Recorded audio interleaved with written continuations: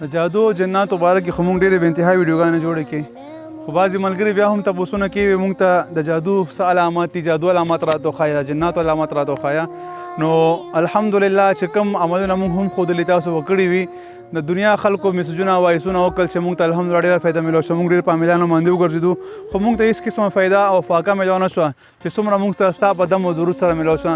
نو الحمدلله زه خپل دم درود زما هېڅ نشته، زما څه خپل کلام نشته چې څه م ښیم تاسو به د الله د کلام نه هغه ښیمه.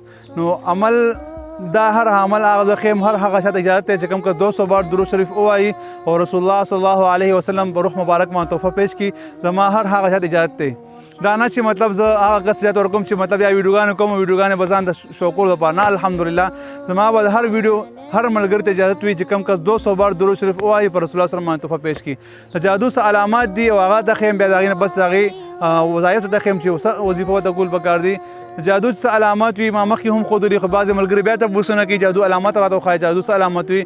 د جادو غټ علامت دا چې زړه 24 ګنټې بالکل موټی وي، چېرته چې کیني دې ته غوسه ورځي، څوک چې خبرې کوي د زړه تنګېږي غوسه ورځي، په یو ځای کې دی سارېدی نه شي.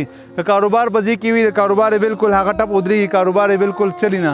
که دغه رنګ وي د کاروبار چې دی راشي په کاروبار ځای کې کیني، کوم ځای کې د کرسۍ وي یا کوم ځای کې د چیر وي یا کوم ځای کې دی هغه کیني، هغه ځای کې دی څنګه کیني هغه ځای کې بالکل زړه تنګېږي، دوکانه دی بار وځي. او که کیم نه ګاهک راشي ګاهک ته بالکل دغه کېږي نه. بل علامت دا دی چې د په بدن کې وستنې واله کېږي، لکه څنګه چې بکسوا یا استنه په بدن کې واله کېږي، ټکونه کېږي، که دغه رنګ استنې به واله کېږي.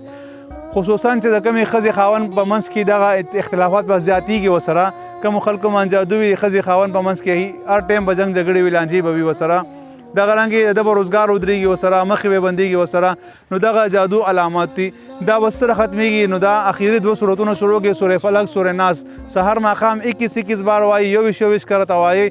او خصوصا کله کله عموما نه اکثر به نه کوي، کله کله د ماښام 2 رکعات سنت چې کوم دي په یعنې رکعات کې سورې فلق او 2 رکعت سورې ناس شروع کړي. انشاءالله دا عمل تاسو 21 ورځې وکړي، څومره سخت جادو وي څومره سخت سحر وي دې سبب الله تعالی ستاسو ټوله مسله ختمه کړي. عمل دغه وکړئ، که وخت هم شو مخکې ملګرو سره شیر کړئ. دغه رنګې د جادو او جناتو ختمولو لپاره زما یوټیوب چینل کې ډېرې ویډیوګانې شته، ډېرې طریقې پکې ما ښودلي، هنډیانو عمل دی، انډې والا عمل دی، دغه رنګې نور ترتیب هم پکې ښودلی دی. کوم کس هغه کتل غواړي یوټیوب چینل کې شته مفتي فیصل 034 دغه لږ وزټ وکړئ، انشاءالله فایده ورته ضرور ملاویږي. السلام علیکم ورحمة الله وبرکاته.